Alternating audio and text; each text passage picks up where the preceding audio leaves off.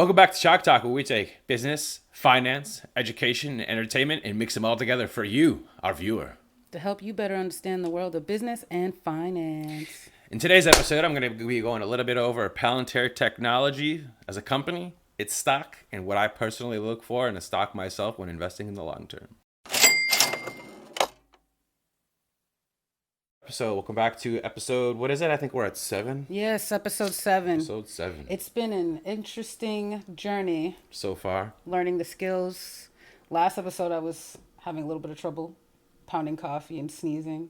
But hey, here we are. We've made it. I guess we're technically YouTubers. But anyways, back to episode 7. So yeah, who is Palantir Technologies? I myself really didn't know too much about them. I know that some people like to confuse them with exercise bike companies. Guilty. Peloton? Peloton, the bike. Palantir, the company. Okay, I got it now. Yeah. I've been hearing a lot about Palantir since 2021. I mean, they've been around for longer than that, but they were kind of like the meme craze also, like AMC, GME, BBBY, BlackBerry, and all those other ones that were like Zoomedica. Remember Zoomedica? Oh, yeah. Zoomedica, T2O Biosystems. What else was a really big hype meme stock or hype stock back around that time? Yeah, I don't really like the term Global meme Star. stock. Global Star. Oh, Global Star. I made like 150% off that in a day. Nice. Good thing I didn't. I'm so sad. I wish I put more money. Take profits when you can, always. Especially in this market. But anyways, going back to Palantir, I don't know. I just wanted to kind of cross-reference back the time when Palantir was getting really popular with retail. It was 2021. But yeah, Palantir is obviously a publicly traded company. Ticker symbol PLTR. It's an American company that specializes in data analytics, artificial intelligence software, with a focus being in productive analytics and business intelligence. So they help a lot of businesses themselves, and a lot of data analytics makes sense. It's all predictive, maybe like things from like what your company could, what like your consumer could do if you were like a business, down to they work in the military, well, with militaries. So predictive analytics, like what is your enemy could do. You said works with the military? So DoD? Yeah, they work with both militaries, and now they have a lot of contracts, but I'm going to go back to that a little bit later into the episode. But yeah, they're an American company. They're AI based software, data analytics, big data analytics. That's how they're defined when you look them up. But yeah, they have a lot of focus in using their software and technologies for the Department of Defense, like I just previously mentioned, and aerospace, and that was their big thing in the private sector, and that's kind of like how they built a lot of their partnerships and contracts, was mainly starting in the private sector. They kind of weren't like how, say for example, Apple or Microsoft starting more like retail sales. They're not selling like phones and home office type of thing. Like, so I really don't know, I guess, who their direct competitor would be, other than maybe what's that other publicly traded company, the one where they do it's a lot for military, Lockheed Martin. Oh, okay. I don't know if Lockheed Martin would be considered a competitor, since they also work in the private sector with like military and government contracts.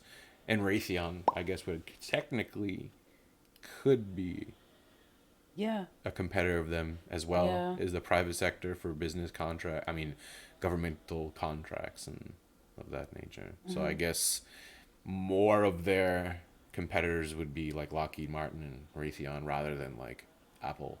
Right. Or Microsoft or Tesla. Maybe in the AI space, but as far as overall, I think they're more. I say like they're more focused on. Well, if they're more AI heavy, then that definitely gives them an advantage. It's technically like an AI race now. The AI Wars, episode 6. Yeah. Yeah. We'll put that one up there for you too if you haven't seen the Google AI Wars video yet. But yeah, the company was founded in 2003. It had four founders, or co-founders, I should say, in 2003, and they're headquartered in Denver, Colorado, on the West Coast, which isn't that common either. Usually, tech companies are more like California, Texas, the sunnier states. Yeah. What? Yeah. I mean, there has been a migration of tech in the Yeah, country. mainly to Austin, Texas, though. I don't know. Maybe they'll join them. I don't know. I think like a lot of it has gone Colorado, Nevada too, just a little bit, but probably predominantly Texas with Yeah, the move of Tesla. yeah. I feel like the East Coast is like finance. The West Coast is like tech. Maybe. Like here we have, you got Fidelity and Wall Street and State Street in Boston and DC. It's more like political and business and finance. And the West Coast, I feel, is more like startups and techs and Yeah. And I think Miami might become like a mix of the two. yeah. Miami's trying to be like the crypto capital of the country, at least. I don't know about the world, but at least of the country. They want to be like the crypto capital, and they have like Bitcoin conferences there and all that stuff. But yeah, going back to with Palantir, like I said, they were founded in 2003. They're headquartered in Denver, Colorado, and they're founded by they have four co-founders. Which one of them his name is Peter? Forgive me if I'm pronouncing this name wrong. Peter Thiel, Thiel. I've never heard him pronounce his last name, but Peter Thiel, he's the current chairman and was a co-founder also of PayPal. Okay. Yeah, and he's the current chairman. And then you have Dr. Alexander Karp. He does a lot of their. I've noticed, he does like when there's a lot of interviews or anything involving like public speaking. I noticed from looking up Palantir, he does a lot of that. He's their CEO, so I guess it Okay. makes sense. But yeah, they refer to him as Dr. Alexander Karp. So obviously he has a PhD. But if you're running a tech company, I'm assuming you probably have at least a master's degree. I don't know. I'm just assuming. And then next we have here I'm not sure, sorry. I don't think he's a doctor. Stephen Andrew Cohen. Okay. He is the press secretary director. And then last but not least here we have Joseph Lonsdale. He's the co-founder. From doing some reading, I don't know how involved he is with the company anymore, if at all. But yeah, those are the four co-founders. Let me take a sip of my coffee. Peter Thiel, current chairman, the Dr. Alexander Karp, the CEO, and Stephen Andrew Cohen, and Joseph Lonsdale, the co-founder. Interesting. Interesting. That's a little bit of some of about the basics about Palantir Technologies. Some of the, what's the expression? Like the very basics of something. Oh. Like into the ground level of Palantir technology, I guess. But yeah, but the company has a market cap now. Numbers wise, the company has a market cap of $24.8 billion, which is considered a large cap stock company, or just a large cap company. If your evaluation is the range for a large cap is 10 to 200 billion, so they're on the lower end of large cap companies by definition, with a $24.8 billion market cap. That means they're pretty stable as a company financially. Yeah, I like that number because, like you said, it's stable, and also there's room for growth. Exactly. $28.4 billion, it's a lot. Yeah, that is a lot. But when you're looking up market caps of Apple, Tesla, Google, Amazon, hell, even Coca-Cola, I know it's not a tech stock, but you look up these other companies, they have evaluations of 2, 3, 400 billion, 500 billion, 1 trillion. Google is almost $1.5 trillion. $1.5 trillion. To That's put that in chump perspective, change. I think that's if you took Switzerland and Spain's GDP and put them together, Okay. is Google. Okay. Google is a superpower now. Yeah, Google, Apple, Amazon, and and then there's a fourth company. I don't believe it's Tesla. Tesla's evaluated, I think, just over $500 million now. They were into the trillion back when they had like that 250-ish per price in the stock. Oh yeah, before the split. Yeah, before they had the split. Now they're trading around like 185. The Tesla video we made, actually, Tesla video. They were trading around, I believe, 150. So here we are 2 weeks later. They're trading around the 185 range. But all tech stocks are doing good. Actually, that was one of my points I wanted to mention. All tech stocks are doing really good right now. So if you hold any tech stocks, your portfolio's in the green. Yeah, tech and AI. Yeah. Tech Well, and AI are doing pretty well. yeah. Tech, AI. I mean, you can't really be tech right now without AI. Yeah. At this time because it's trending, hardcore trending. So Yeah, and actually, I was looking at Google stock before we shot this video too. Google stock is also up. I believe they were trading around 125 per share, and in our video, they had closed the week out at 117. So now they're up around 30% in the year. So all the tech stocks in a really horrible market are going green. that's when you trade the news. Yeah. Which another fact, before I go back to Palantir, another interesting fact I found out while doing some research is tech stocks heavily weigh the S&P 500. And if you don't know what the S&P 500 is, we'll put that on the screen, but I'll also give you a quick definition of what it is. It's the way they take all of the top 500 companies in the U.S. stock market, all the top 500 companies, and they put them all together into like an index, and that's how they measure Yeah, they tracks all their and performance. track the performance of all of the top companies. And that has an average of return of about 10% per year since the 70s, but not this year. Yeah. But yeah, American stocks in general, and especially the S&P 500, is heavily weighted in tech stocks. Literally 14% of the S&P 500 is two companies. Yeah, Apple that's a lot. and Microsoft represent 14% of the top American companies in the stock market. Right. So- So even in our current economic crisis or Yeah. climate, as long as Apple and Microsoft Have a good earnings.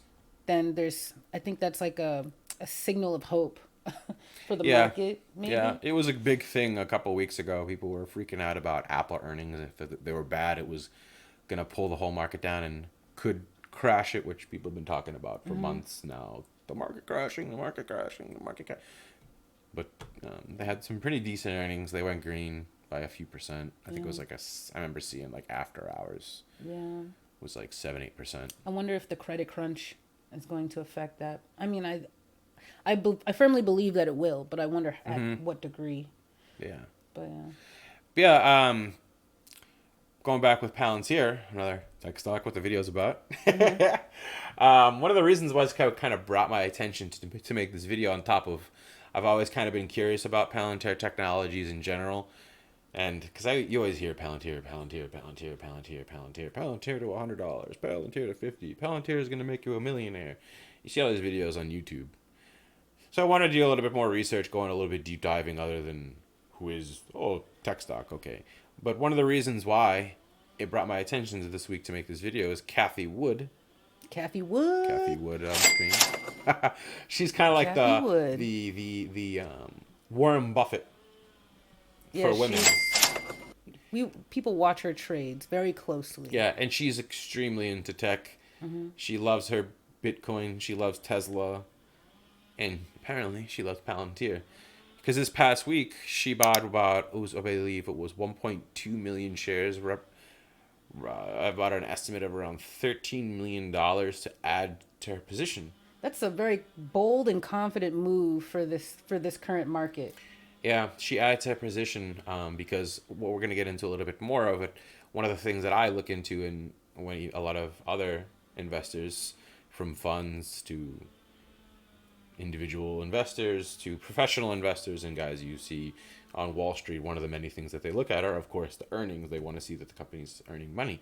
And that's why Cathie Wood, she saw that they actually had a positive earnings report, which can be far and few between with tech stocks because they love to burn through cash. They're not like Procter & Gamble. They're not like Coca-Cola. They're not like a 3M. Their tech stocks burn through money because they want to grow at rapid paces. Kind of like pharmaceutical companies, but they don't have as much money to burn with investors because people are usually more excited about tech. So They're really confident in their ROI. yeah.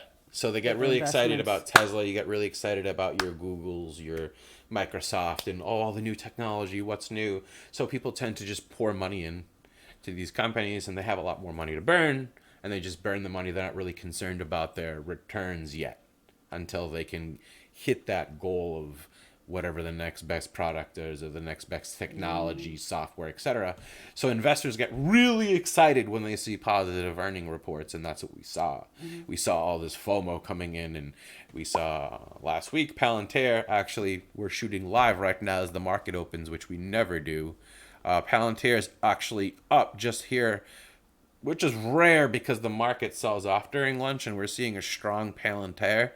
Maybe we'll see if we can put that on the screen. I'm not really sure how we could do that, but currently Palantir is up 3.25% for the day and trading at 12.09 as we speak.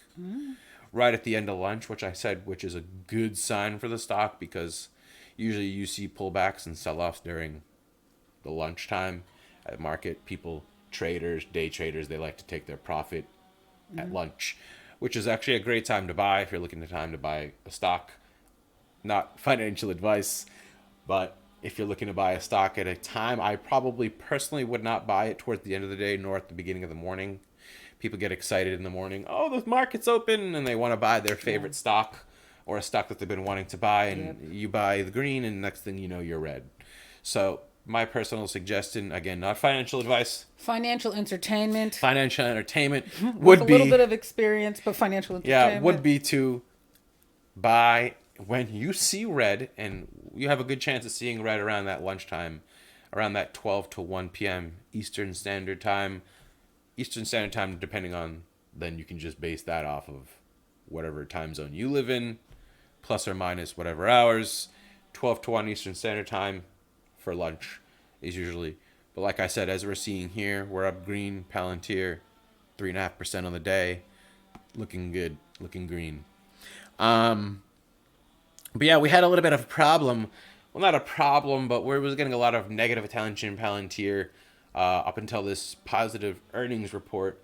A lot of analysts and investors were kind of starting to become bearish with Palantir because towards the end and in 2022, they didn't have many green things going on. There wasn't a lot of positive growth, which investors like to see in the numbers and in their financial. And because, like I said, they were trying to expand, they were trying to grow, and investors were kind of had the negative sentiment of, oh, well, Palantir can only grow so much because they're only in the private sector. You can only grow so much. Yeah, it's great you're getting government contracts and you have all these private contracts, these military contracts. They can be lucrative, but you're going to hit a wall eventually. How many new contracts can you really make? How many clients can you really make? Yeah, they can be lucrative. They can be into the hundreds of millions, of the billions, etc. with governments, but you're eventually going to hit a wall. Yeah, I imagine those type of things always have like ebbs and flows. Yeah. So, especially if you don't have that many technologies, you can only offer so many things to so many people, which it's like, yeah, it's great. You can niche down and you can be like, well, we're the company that does this in this space and da da da da. But investors, they don't care. They want to see growth.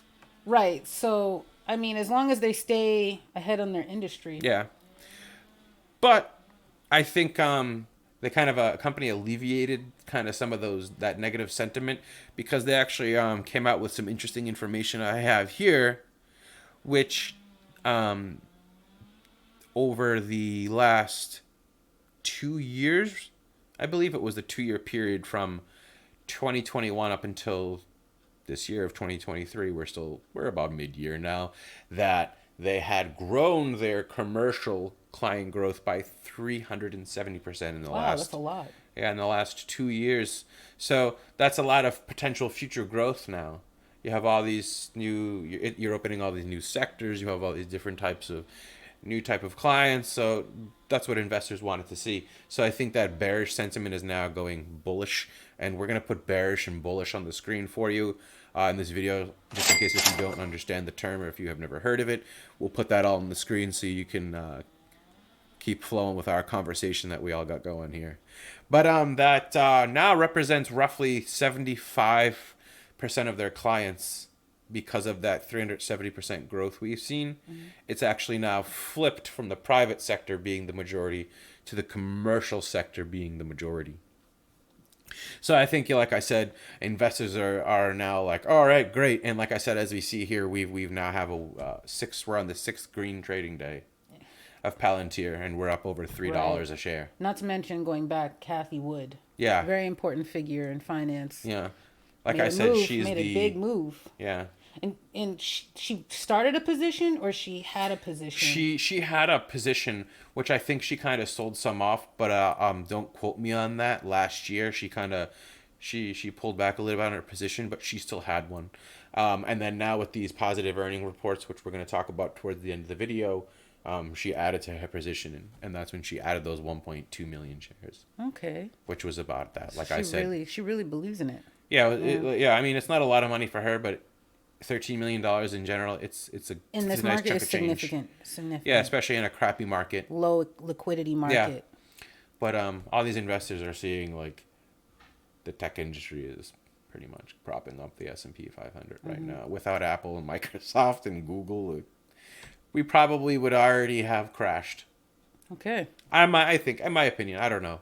Who knows? I could be completely wrong, but I think these positive earning reports are cropping up a market that's going. It's definitely helping people feel a little better about what's going on, or Yeah. just slightly more at ease. Yeah.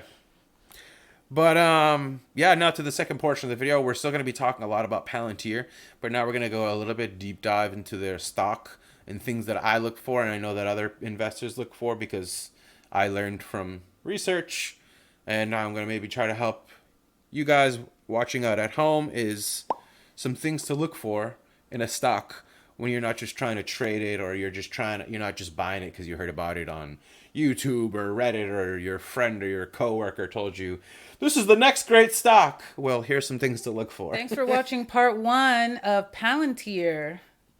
Thanks for tuning in. This is part 1. I'd like you to join us for part 2. Part 2. Part 2. This is just basically about Palantir in general, and the next one's a more deep dive of how to invest in stocks, and more specifically, obviously, Palantir. Thanks for watching. We hope to see you in part 2 over here. We'll put the link in there for you. Right. Like, comment, share, subscribe. You know, what you like, what you didn't like. And we'll see you in part 2. Well, have a good afternoon. Well, I'm sorry, a good morning, a good afternoon, and a great night. We'll see you in the next one and over at part 2. Peace.